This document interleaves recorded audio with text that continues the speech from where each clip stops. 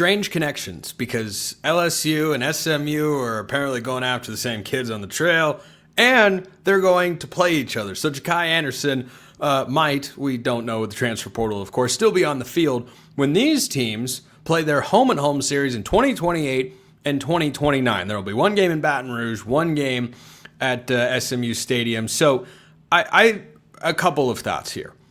I love these sorts of matchups. They're great. SMU, LSU, non-conference game with major national appeal.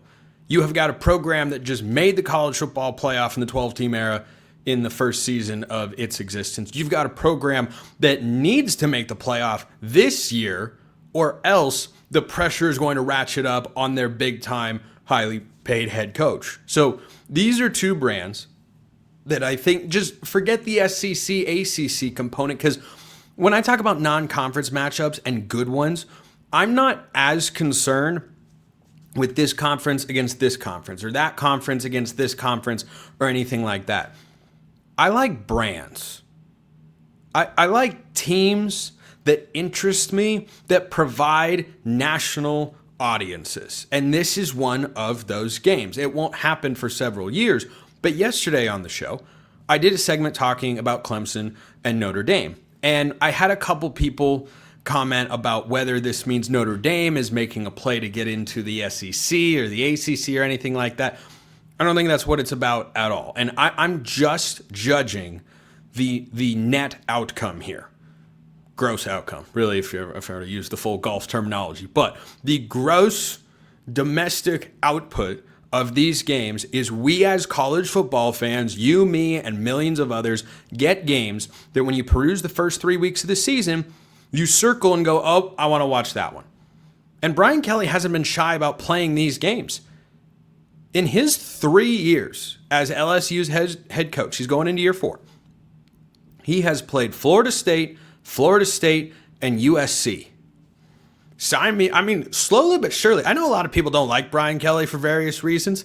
He's becoming one of my favorite coaches in the country because he's willing to play these sorts of games. LSU is a premier Tier 1 brand in college football that has the ability to be a Tier 1 team in college football. We'll see if they do that this year. They have a really good chance with Garrett Nussmeier at quarterback, of course, and what should be a really talented roster around him.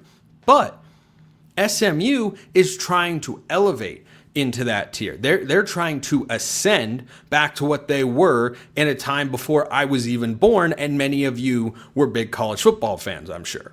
So that matchup, I think, is interesting. Even though this is projecting a few years down the line, there's no reason. I mean, heck, both of these coaches might not be around. There's a fun thought experiment for you. Which coach is less likely to be in his current position when this home-and-home series starts playing in 2028? I like that they're doing it on campuses, that they're not doing this neutral site nonsense where you remove one of the special elements of college football. I get why those games exist. I don't particularly care for it. Give me a home game, give me a road game, 1 year, bing, bang, boom, we're done. So I like that element of it. But I think the answer right now feels like Brian Kelly is less likely, even though the buyout is tricky. This is, of course, several years away, starting 3 seasons from now. So we'll play 3 seasons of college football, then we'll circle back to this game here on the show, and we'll talk about it at the time, of course. But those are the things I like about it. You get good matchups, because sometimes in those first 3 weeks, you can look at week 1, 2, or 3. Week 0 is never usually a ton. I mean, last year, top 10 team lost, of course, in Florida State. But week 1, 2, and 3, it can be hit and miss. I want those weeks to be hits. Now, let's get to the other side of this. Why, I repeat, why does this need to be something we do so many years in advance? I appreciate, I'm trying to give these schools the credit they deserve, that these games are happening, that they're going to be played, or at least scheduled to be played, barring a change in unforeseen circumstances, which can happen, but not super often. Why do we have to wait? What if this announcement, this is what I want you to think about out there, anybody listening to or watching this show. Why do we have to wait to schedule these sorts of games? Why must they be done several years in advance? I don't want to hear from athletic departments about the travel concerns that you have to know ahead of time. No, you don't.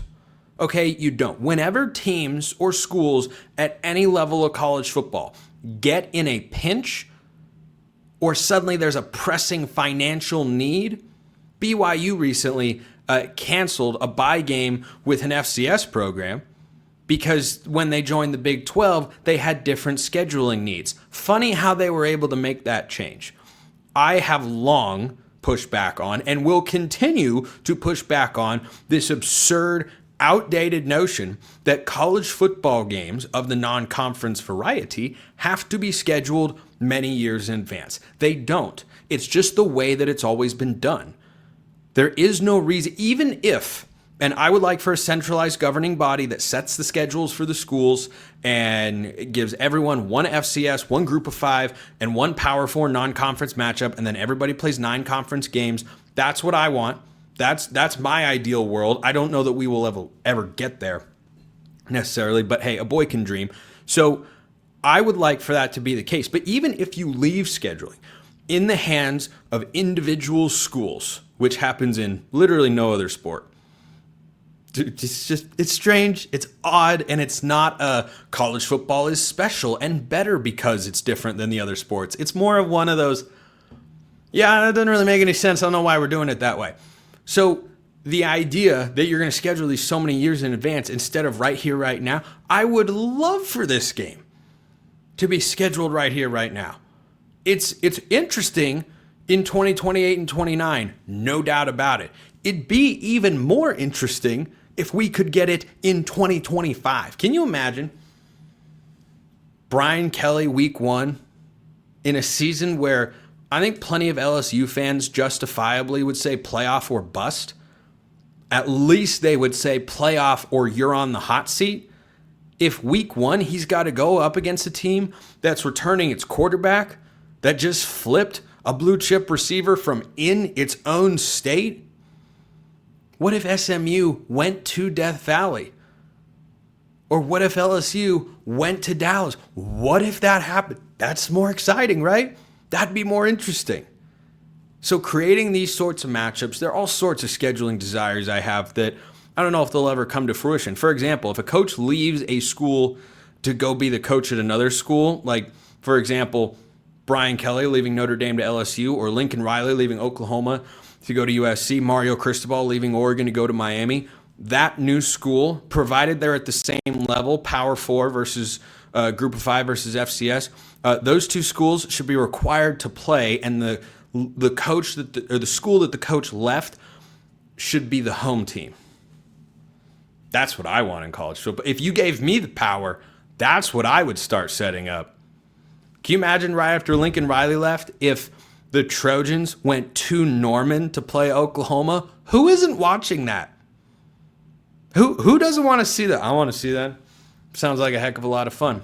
So I applaud LSU. I applaud SMU for going out and giving us a game that we want. I still begrudge the college football landscape for making us do this nonsense 3-5 years in advance before we can start this stuff. Just do it now. Just say, hey, home and home. This year, next year, boom. We can do it on a 1 to 2 year rolling basis. That is my dream. Appreciate everyone listening. I will see you next time. And until then, hope you have a wonderful rest of your day.